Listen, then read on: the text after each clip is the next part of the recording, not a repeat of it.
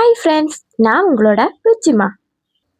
ஒரு பெரிய ஊரின் ஒதுக்குப்புறமான மலை உச்சியில் ஒரு விசித்திரமான மனிதன் வாழ்ந்து வந்தான். அவன் அந்த பகுதி முழுவதிலும் சிதறி கிடக்கும் வண்ணமயமான கண்ணாடி துண்டுகளை தேடி சேகரிப்பான். மக்கள் அவனை பார்த்து, உடைந்த பொருளை வைத்து என்ன செய்ய போகிறாய் என்று தினமும் எள்ளி நகையாடினார்கள். ஆனால் அவன் எதற்கும் பதில் சொல்லாமல் தன் பழைய கோணிப்பையில் அந்த துண்டுகளை நிரப்பிக் கொள்வான். மக்கள் எறிந்த கற்களை கூட அவன் ஒரு பொக்கிஷமாக தன் வீட்டிற்குள் எடுத்து சென்றான். அவன் ஒரு பைத்தியம் என்று ஊர் முழுவதும் ஒரு பேச்சு பரவிக்கொண்டே இருந்தது. ஆனாலும் அவன் தன் வேலையை ஒரு நாள் கூட நிறுத்தாமல் அதிகாலையிலேயே கிளிக் செய்வான். எவராலும் புரிந்து கொள்ள முடியாத ஒரு மௌனத்துடன் அவன் தன் பயணத்தை தொடர்ந்து கொண்டே இருந்தான். அவன் வசித்த அந்த பழைய வீட்டின் சுவர்களில் அவன் சேகரித்த கண்ணாடிகளை பதிக்க ஆரம்பித்தான். ஒவ்வொரு துண்டையும் ஒரு குறிப்பிட்ட வரிசையில் ஒரு சித்திரத்தைப் போல அவன் ஒட்டி வைத்தான். மக்கள் எறிந்த கூர்மையான கற்களை அந்த சித்திரங்களுக்கு நடுவே ஒரு ஆதாரமாக பயன்படுத்தினான். வெளியே இருந்து பார்த்தால் அந்த வீடு ஒரு பாழடைந்த கட்டிடம் போலவே காட்சியளித்தது. ஆனால் உள்ளே அவன் ஒரு பிரம்மாண்டமான உலகத்தையே ரகசியமாக உருவாக்கி வந்தான் என்பது யாருக்கும் தெரியாது. காயம்பட்ட கைகளுடன் அவன் ஒவ்வொரு இரவும் அந்த சுவர்களை தடவி பார்த்து மகிழ்ந்தான். அவனது கண்களில் ஒருவிதமான மின்னல் அந்த இருட்டு அறையிலும் பிரகாசமாக தெரிந்து கொண்டிருந்தது. யாரையும் தன் வீட்டிற்குள் அனுமதிக்காத அந்த மனிதன் அந்த தனிமையை ஒரு வரமாக கருதினான். ஒரு நாள் மாலை வேளையில் அந்த ஊரில் ஒரு பெரிய புயல் வீசத் தொடங்கியது. மக்கள் அனைவரும் பயந்து போய் பாதுகாப்பான இடங்களை தேடி அங்கும் இங்கும் ஓடி அலைந்து திரிந்தார்கள். எதிர்பாராத விதமாக அந்த விசித்திர மனிதனின் வீட்டை நோக்கி மின்னல் ஒன்று மிக பலமாக தாக்கியது.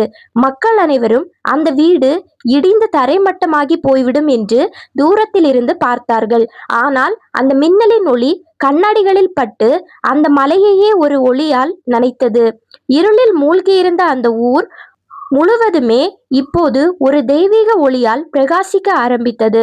மக்கள் அந்த ஒளியைக் கண்டு ஆச்சரியப்பட்டு மெதுவாக அந்த மலையை நோக்கி நடக்கத் தொடங்கினார்கள். அந்த வீடு ஒரு வைரக்கல்லை போல மின்னிக் கொண்டிருந்த காட்சி அவர்களை வியப்படைய வைத்தது. மக்களின் வருகையை உணர்ந்த அந்த மனிதன் முதலாக தனது வீட்டின் பெரிய கதவை திறந்தான். உள்ளே நுழைந்த மக்கள் தாங்கள் எறிந்த கற்கள் எவ்வளவு அழகாக சிற்பங்களாக மாறியுள்ளன என்று கண்டனர். அவர்கள் உதாசீனப்படுத்திய கண்ணாடி துண்டுகள் இப்போது ஒரு மாபெரும் கலைப்படைப்பாக சுவர்களில் ஜொலித்தன. மக்கள் தங்கள் தவறுகளை எண்ணி வருந்தி அந்த மனிதனை ஒரு கலைஞனாக கொண்டாடினார்கள். உனக்கு வேண்டிய புகழும் பொருளும் தருகிறோம், இங்கேயே எங்களோடு இருந்துவிடு என்று மக்கள் வேண்டினார்கள்.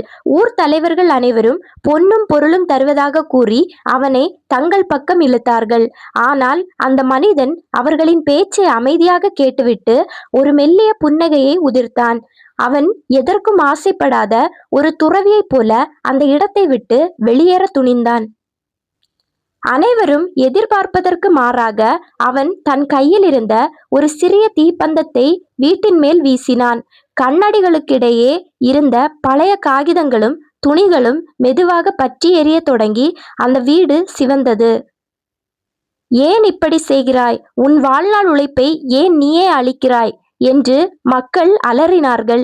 அவன் சிரித்து கொண்டே சொன்னான், இதுவரை நான் ஒரு இலக்கை அடைய போராடினேன், அது முடிந்தது. இப்போது இந்த சித்திரங்கள் எனக்கு ஒரு சுமையாக தெரிகிறது. அதனால் இதை இங்கேயே விட்டு விடுகிறேன்.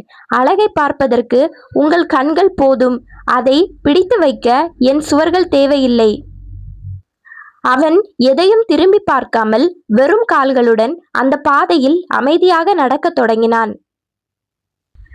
எரியும் அந்த ஒளியின் பின்னணியில் அவனது உருவம் ஒரு நிழலாக மெல்ல மெல்ல மறைந்து போனது. மக்கள் அந்த எரியும் வீட்டின் முன் மண்டியிட்டு தங்கள் அறியாமையை நினைத்து மௌனமாக அழுதார்கள். ஒரு கலைஞனின் உழைப்பை விட அவனது அந்த பற்றற்ற குணமே அவர்களை தூக்கி எறிந்து விட்டது.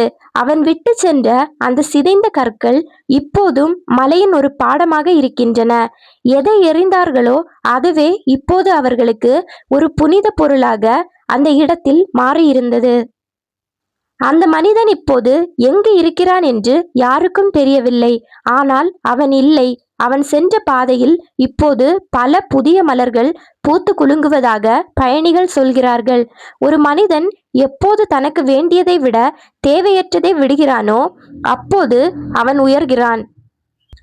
அந்த விசித்திர மனிதன் இப்போது அந்த ஊரின் ஒரு மறக்க முடியாத சரித்திரமாக மாறிவிட்டான். அடுத்த ஊருக்கு சென்ற அவன் அங்கே ஒரு குளம் வெட்டுவதற்கு கற்களை சுமக்க தொடங்கினான். அங்கேயும் மக்கள் அவனை பார்த்து, ஏன் இந்த வீணான வேலையை செய்கிறாய் என்று அதே கேள்வியை கேட்டார்கள். அவன் பழையபடி அதே அமைதியுடன் தன் வேலையை ஒரு தவம் போல தொடர்ந்து செய்தான். அவனுக்கு புகழ் தேவையில்லை. அவன் செய்த வேலையின் முடிவில் கிடைக்கும் அந்த மனநிறைவே போதும். மக்கள் மீண்டும் அவனை எள்ளி நகையாடினார்கள். ஆனால் அவன் எதையும் காதில் வாங்கிக் கொள்ளவே இல்லை. அவன் ஒரு கட்டத்தில் வேலையை முடித்துவிட்டு அந்த ஊரையும் விட்டு எதையும் எதிர்பார்க்காமல் சென்றான். அவனது வாழ்க்கை ஒரு நதியைப் போல ஓடிக்கொண்டே இருந்தது. எங்கும் தேங்கி நின்றுவிடவே இல்லை. அவன் விட்டு சென்ற அடையாளங்கள் காலப்போக்கில் அந்த ஊர் மக்களுக்கு பெரும் நன்மையை செய்தன. முடிவில் ஒரு முதியவராக அவர் ஒரு மரத்தடியில் அமர்ந்து இயற்கையின் அழகை ரசித்து கொண்டிருந்தார். அவரிடம் ஒரு சிறுவன் வந்து, தாத்தா, நீங்கள் ஏன் எதையும் சேர்த்து வைக்கவில்லை என்று கேட்டான். அவர் சிரித்து கொண்டே சொன்னார், திறந்த கைகளில்தான் உலகம் முழுவதையும் என்னால் பிடிக்க முடிகிறது. கைகளை மூடினால் என்னிடம் இருப்பது ஒரு சில துண்டுகள் மட்டுமே. அது ஒரு சிறை. நான் எதையும் சொந்தம் கொண்டாடவில்லை. அதனால் எனக்கு எதையும் இழக்கும் பயம் இப்போது இல்லை. அந்த சிறுவனுக்கு புரியவில்லை என்றாலும் அந்த முதியவரின் முகத்தில் இருந்த அமைதி அவனை ஈர்த்தது. அவர் தன் வாழ்நாள் முழுவதும் எதை உருவாக்கினாரோ அதை துணிச்சலாக விட்டு சென்ற ஒரு வீரர். இப்போது அவர் ஒரு காற்றைப் போல சுதந்திரமாக எவ்வித பாரமும் இன்றி உலகை சுற்றி வருகிறார். அவர் விட்டு சென்ற கதைகள் இன்றும் பலருக்கு தன்னம்பிக்கை அளிக்கும் ஒரு பெரிய ஒளியாக இருக்கிறது. உயர்ந்த மனிதன் என்பவன் எதையாவது சாதிப்பவன் மட்டுமல்ல, தான் சாதித்த அந்த உயரமே தனக்கு ஒரு கர்வமாகவோ அல்லது சுமையாகவோ மாறும் என்று தெரிந்தால் அதையும் துணிச்சலாக துறந்துவிட்டு எளியவனாக வெளியேறுபவனே உண்மையான வெற்றியாளன். இந்த ஸ்டோரி கண்டிப்பா உங்க எல்லாருக்கும் ரொம்ப பிடிச்சிருக்கும் அப்படின்னு நான் நம்புறேன். அப்படி பிடிச்சிருந்துச்சு அப்படின்னா கண்டிப்பா உங்க ஃப்ரெண்ட்ஸ், ஃபேமிலி எல்லாருக்கும் ஷேர் பண்ணி விடுங்க. அண்ட் மறக்காம நீங்க சப்ஸ்கிரைப் பண்ணி வச்சுக்கோங்க. இனி ஒரு அடுத்த வீடியோல சந்திப்போம். பாய்.